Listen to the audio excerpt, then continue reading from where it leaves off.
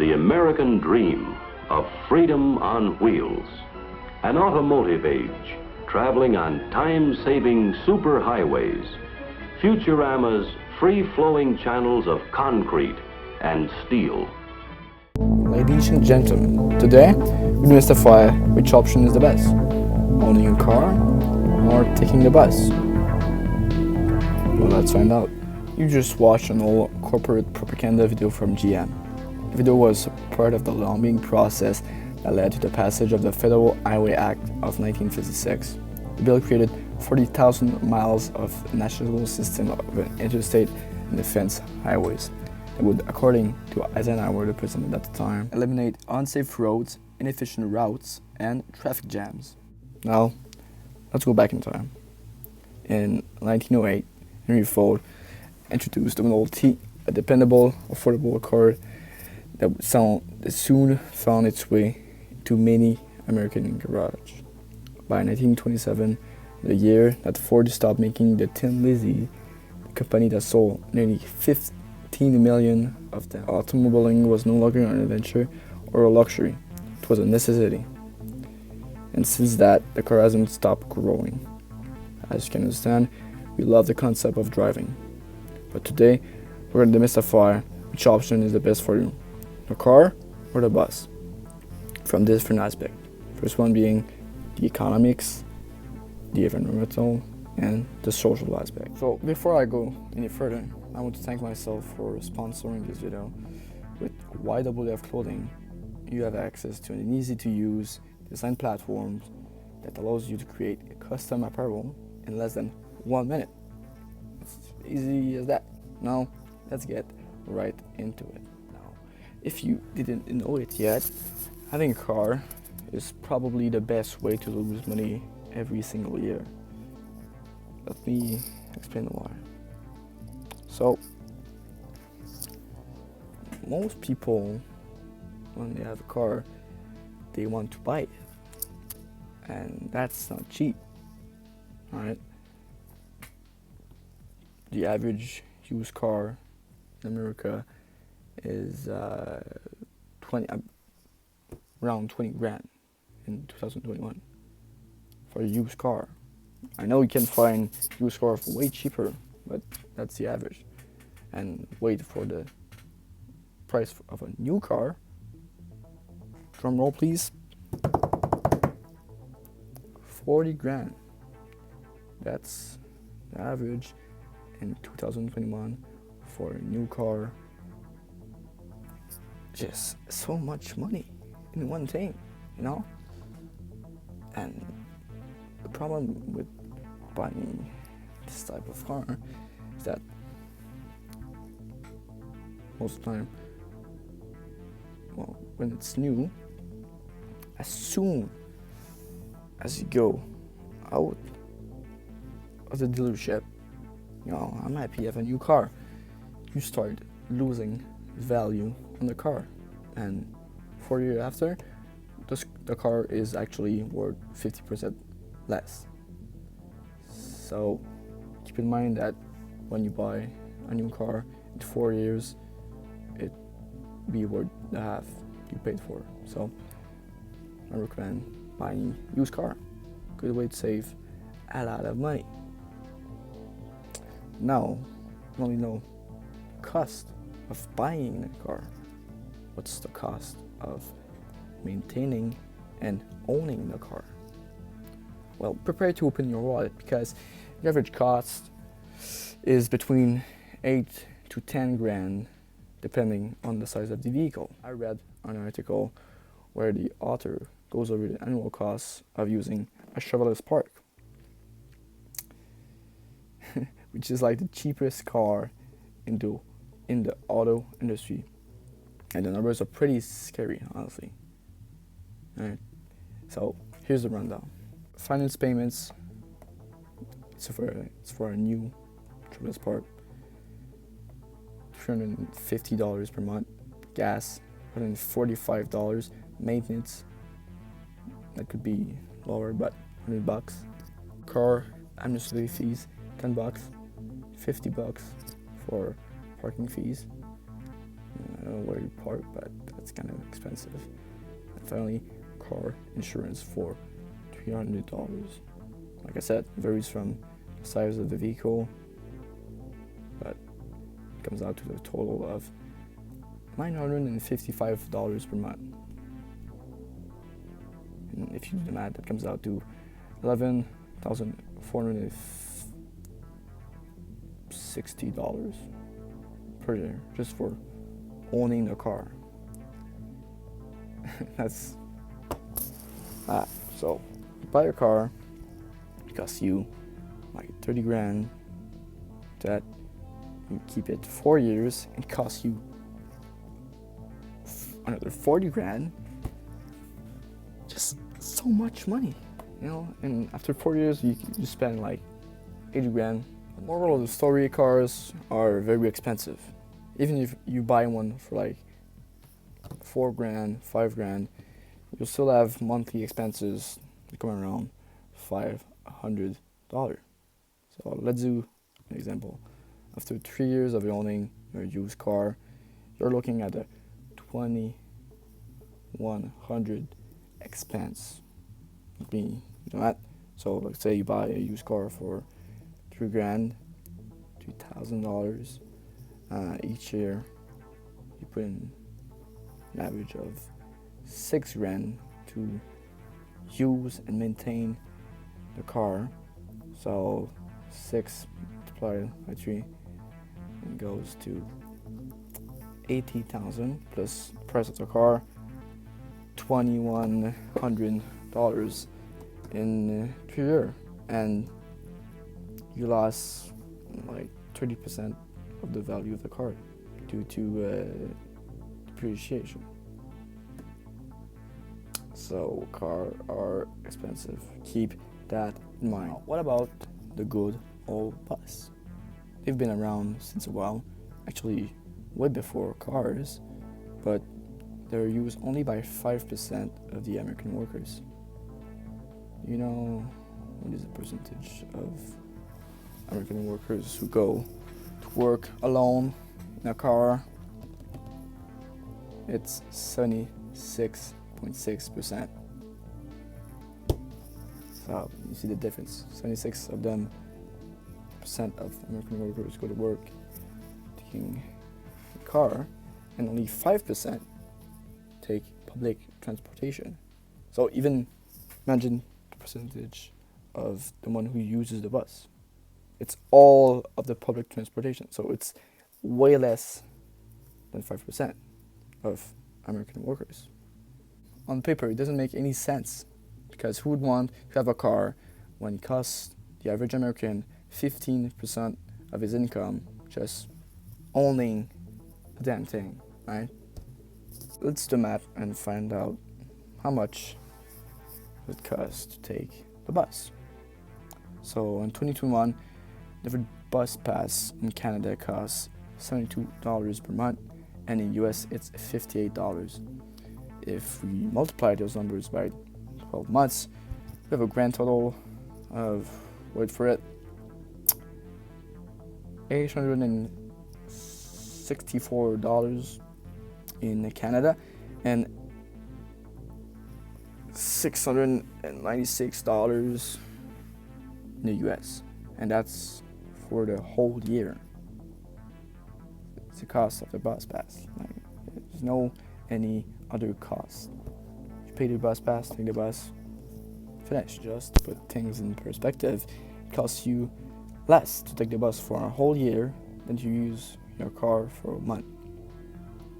It's like $10,000 per year versus less than $800. You know, here I did some math. You save around $10,596 per year if you take the bus.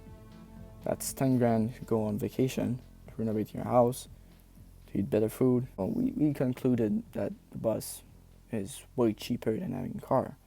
But what about the environment? Which is better, the car or the bus? Let's talk about greenhouse emission, CO2, the thing that pollutes the atmosphere, the thing that causes climate change. I want you to learn something. Right? Transport represents more than a half of greenhouse gas emission in Canada and in the US. Burning 1 gallon of gasoline creates about 20 pounds of CO2, which means the average vehicle creates roughly 6 to 9 tons of CO2 each year. So if you have a car, the average emission would be 6 to 9 tons. Imagine that by the number of cars we have. US, there's like tons of car, Canada, tons of car, multiplied by 6 to 9 tons of CO2. And how much CO2 is that just from having a car? So the car is not good for the environment, right? But what about the bus? What about the bus? Well, if you commute a 20-mile round trip, the switch to public transportation could lower your carbon footprint by 4,800 pounds of CO2 annually. So instead of taking your car and creating 6 to 9 tons of CO2, you would cut that in half just by taking the bus. But a little fact for you: American households that produce the least amount of carbon emissions are located near a bus or rail line. The people in those households drive an average of 4,400 fewer miles annually compared to a similar household with no access to public transport. So, again, the bus is better for the environment. Finally, we're on to the social aspect of car and the bus. Just to put things in perspective, taking the bus is way cheaper and is actually better for the environment than having a car. So why is the car the number one way of transportation in America? Well, I think it's all about the social aspect of it. What do you mean, social aspect? Well, since the start of the video, I've talked about the inconvenience of having a car. It's expensive, it's not good for the environment. But when we dig deeper, it's not hard to find social inconvenience when you take the bus or use public transportation. Let's talk about those inconveniences. For so long, we were advertised that the car is our way to freedom. It's the American dream. With a car, you can go anywhere, whenever you want, and it's totally true. Owning a car is easy and a good way of gaining freedom. It's not the only reason why people choose car over buses. It's also, unfortunately, the social pressure that comes with buying a car. Since a lot of people decide to buy a car, it creates pressure on whom decide to go the other way. We associate the one with no car for being incompetent, for not having a permit or having a car, or too broke to buy one. Us humans do not like other humans who don't act, do, or look like us. It forces us to ask ourselves some questions that we don't want to have the answers to, or don't want to know the answer to. It's pure sociology and psychology, right? But that's not it. There is one last key aspect that makes car way more convenient than taking public transportation. It's time. Like I said earlier, when you have a car, you're free. Anything else, wherever you want, whenever you want. Instead of waiting for the bus and losing Not the time, because you need to go. There's like to the bus stop 5 minutes before it passes. When you have a car, you just go. There's no like waiting and stuff. But when you rely on public transport or the bus system, you are limited to where the bus goes. For example, you cannot go camping with your family if you only rely on public transport. Forget rural areas because they're not served by city buses. Imagine you have a family, one wife and 2 children, and you don't have a car.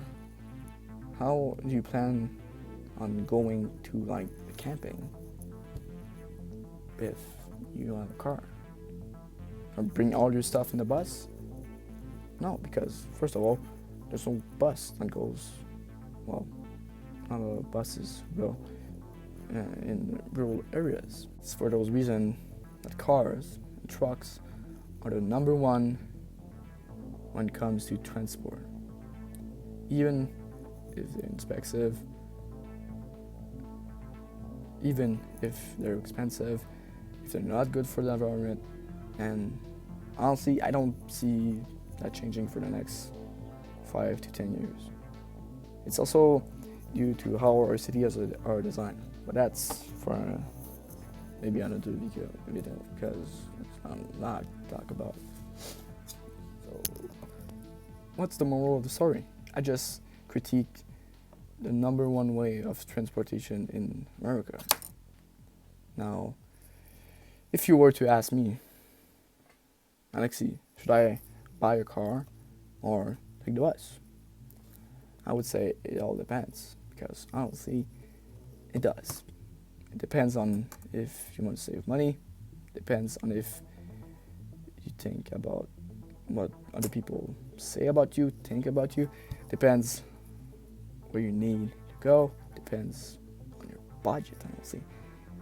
It depends on a lot of stuff, but it all comes down to you, because you make the final choice. Right? If you had to remember one thing of this video, it's not if the bus or the car is better, it's that you are the master of your life. You are the one who takes choices. You are the only one who is responsible for where you're right now and where you're going to be in the future. There's no better option, like I said. Both have disadvantages and advantages. But at the end of the day, you are the one who decides which option is going to be the best for you. And that's all depending on you, your wants and needs. Alright? I know this was a lot of stuff. You probably have a lot of questions. So I suggest you take time, reflect on what you've learned, and directly put in motion. Alright? Take time to digest the information you learn. I want to thank you for listening till the end. Remember, this was Alexis Vézina-Matte, your French bâtonnier. Don't forget to subscribe so you'll know when the next video drops. And also, if you enjoyed what you saw and learned, like the video for the YouTube algorithm. I can't say that enough. Very important for you. Simple task. Very easy. Probably the easiest task you'll do today. Click on the simple thumbs up button, and if you learned something, maybe consider subscribing. I try my best to post video in a short period of time. Next video probably gonna be about crypto and all that stuff, because it's like the hot topic. One last thing, I'll leave a link in the bio for my brand that I created, which is called YWF Clothing. You can design sexy custom apparel for yourself. So link in the bio. If you have any other question whatsoever, please feel free to drop them in the comment section. I'll be happy to respond. And on that note, have a great night, and we'll talk soon. Ka-chow.